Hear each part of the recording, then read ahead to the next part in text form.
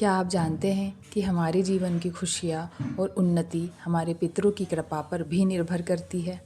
पितृपक्ष का ये पावन समय हमें अवसर देता है कि हम अपने पूर्वजों को याद करें और उनका आशीर्वाद प्राप्त करें।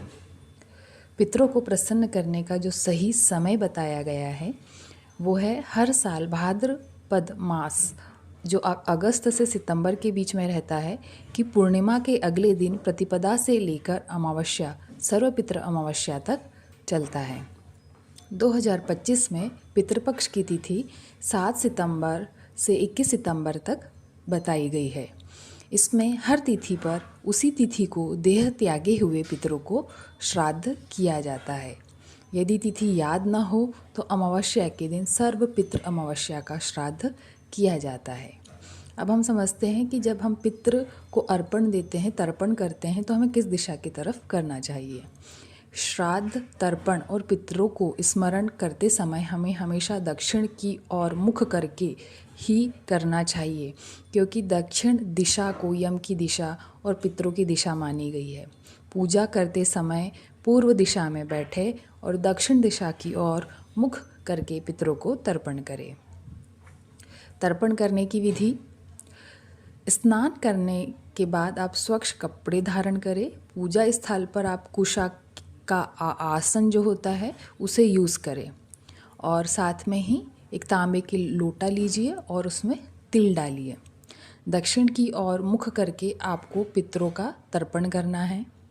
आप कलश में तिल डालिए, पुष्प डालिए और जो कुशा होती है वो आप डाल सकते हैं और जल में तिल डालकर 3 बार हमें अर्पण करना है। ब्राह्मण अथवा ज़रूरतमंद को भी हमें भोजन करवाना है। घर में पका हुआ सादा भोजन जो है खीर, दाल, चावल, पूड़ी, सब्जी पितरों को हमें तर्पण करना चाहिए। और पितरों को जब हम तर्पण करते हैं, कलश में जो भी सामग्री बताई गई है जैसे पुष्प, तिल, कुशा, इन सबको मिलाकर आप ओम पितृदेवतेभ्यो नमः करके आप अपने अंगूठे, अब दक्षिण दिशा की तरफ अपना अंगूठा आपको ऐसे मोड़ना है और अपने हाथों पर जल डालते हुए आपको अपने अंगूठे से पितरों को जल समर्पित करना है। पितृपक्ष में किसी को भी जैसे आप अपमानित ना करें, क्रोध ना करें, मांस, मदिरा या फिर किसी प्रकार का नॉनवेज जो है वो आप ना खाएं। ड्रिंक करने से बचें। जैसे ज़रूरतमंद है, जैसे गाय है, कौवा है, कुत्ता है, ब्राह्मण है, इन सबको हमें भोजन कराना चाहिए जो पितरों को अत्यंत प्रिय होता है। अगर आप श्राद्ध न कर पाए हो तो आप सर्वपितृ अमावस्या के दिन आप तर्पण आपको अवश्य करना चाहिए। इस तरीके से इस वीडियो में आपको सारी जानकारी बताई गई है।